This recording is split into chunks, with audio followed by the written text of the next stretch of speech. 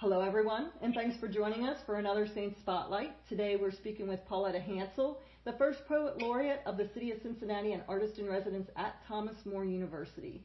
She is deeply involved with the Creative Writing Vision Program at Thomas More. And your most recent collection of poetry, the Cold Town photograph that came out in 2019 from Dos Madre Press. Can you tell us a little bit about the inspirations for those pieces of poetry? Sure. I'm from Eastern Kentucky, from the coal fields of Eastern Kentucky, and I have written a lot about my family and my upbringing, and about Appalachia as a region, and Appalachian people as a culture. And this particular book pulls together that family upbringing, growing up Appalachian, moving to the city, which is what I did. It pulls those threads together to create really sort of a narrative, a narrative poetry book, where individual poems pick up various parts of the story. It starts, it moves fairly chronologically. It starts with my childhood in Eastern Kentucky and ends with me as I am now, looking back on that childhood and on that place and how it helped make me who I am. Who would you say are some of your favorite poets or writers, or perhaps who do you draw some of your inspiration from? Yeah.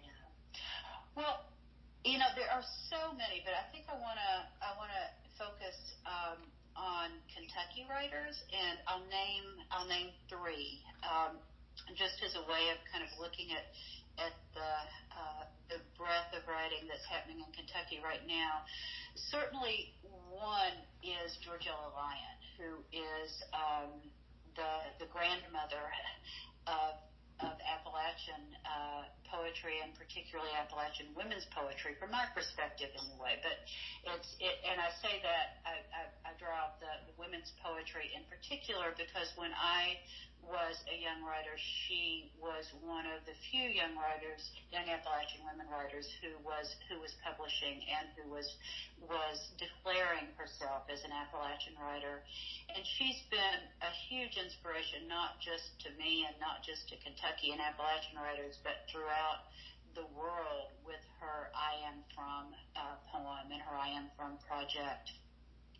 And then another one that I would name is Ada Limon, who is a California-born writer who has been living in Kentucky for the last several years.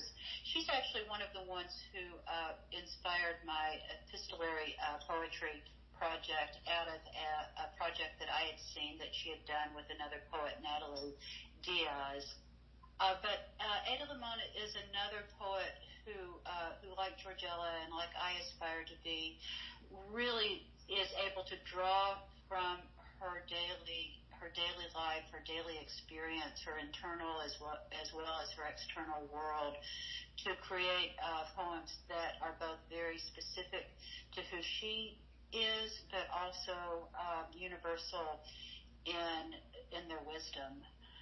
And then a third I would name is a young poet who I have recently become aware of, Sarah McCart Jackson, who last year won the Weatherford Award for Poetry, which I had been awarded a few years ago. And I have very much appreciated her ability to write not just about her own life as it is, but also to move back into history and research and write poems about people and about place in a way that is very very specific and very vivid. What is your advice for up-and-coming authors? Well, I think one thing I would say is if I understand the term author as meaning a published writer, I believe that while certainly being an author is an aspiration. Being a writer is something that one commits themselves to. And so just the process of writing, of showing up at the page, of continuing to be dedicated to the craft of writing, and thinking about writing, and being a writer, really more writing more as a verb than a noun. That, writing is something that we do, and what comes out of that, who sees it, whether we're published, is there. There are things that we can do to help make that happen, but there are things that are out of our control as well, whereas writing itself is the one thing that we do have control over, that we can simply commit to do it and then to do it. And I guess finally to allow community to be a part of what helps support that writing for both the short term and the long term. Thank you so much for taking part in the Saint Spotlight. Good information. I'm happy to be invited. Thank you. Well, we are certainly blessed to have you as our writer-in-residence. This ends part 2 of our interview with Pauletta. To find part 1, please visit tmuky.us/moreover.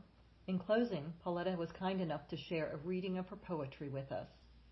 An ode to library basements, and to the girl who skittered down the steps those bottomless Sunday afternoons to lose herself in possibility.